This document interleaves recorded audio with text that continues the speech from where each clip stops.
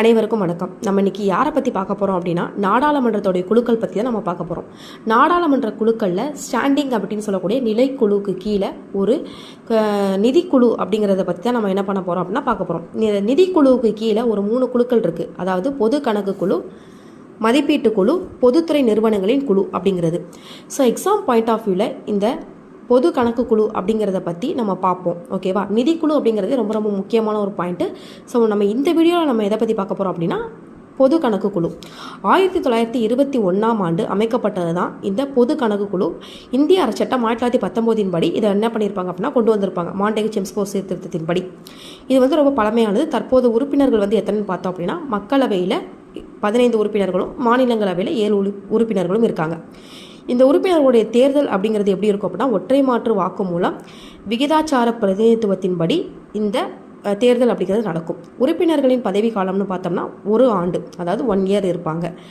அமைச்சர்களை இக்குழுவின் உறுப்பினர்களாக தேர்வு செய்யப்படுவதில்லை. இது ரொம்ப இம்பார்ட்டண்டான பாயிண்ட். எக்ஸாம் பாயிண்ட் ஆஃப் வியூவில் நோட் பண்ணி வச்சுக்கோங்க. இக்குழுவின் உறுப்பினர்களில் இருந்து ஒருவரை தலைவராக சபாநாயகர் தான் என்ன பண்ணுவாங்க, நியமிப்பாங்க. ஸோ இதுவும் ரொம்ப முக்கியமான ஒன்று. யார் தலைவரை நியமிப்பாங்க அப்படின்னா சபாநாயகர் நியமிப்பார். 1966 67 வரைக்கும் இக்குழுவுடைய தலைவர் ஆளுங்கட்சியை சேர்ந்தவராக தான் என்ன பண்ணுறாங்க அப்படின்னா இருக்காங்க. ஆனால் 1967ஆம் ஆண்டிலிருந்து இக்குழுவின் தலைவர் எதிர்க்கட்சியை சேர்ந்தவராக என்ன பண்ணுறாங்க அப்படின்னா இருக்காங்க. ஸோ தற்போதைய தலைவராக யார் இருக்காங்க அப்படின்னா KC வேணுகோபால் அப்படிங்கிறவர் இருக்கார். இவர் இந்திய தேசிய காங்கிரஸ், அதாவது எதிர்க்கட்சியுடைய தலைவர் உறுப்பினர் தானே இருப்பாங்க. அப்போ இந்திய தேசிய காங்கிரஸுடைய தலைவர் KC வேணுகோபால் அப்படிங்கிறவர்.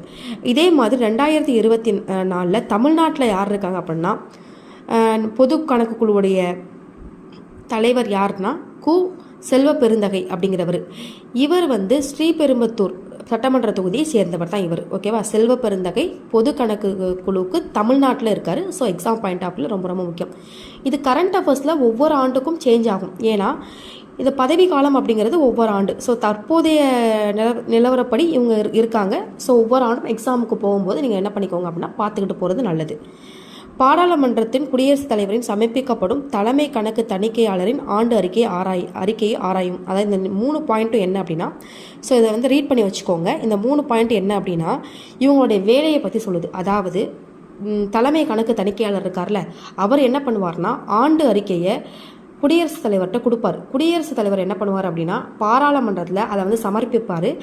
அவர் சமர்ப்பித்ததை அதாவது சரியா தப்பா அப்படிங்கிறத பார்க்கறது தான் இந்த பொது கணக்கு குழுவுடைய வேலை. இது புரிஞ்சா?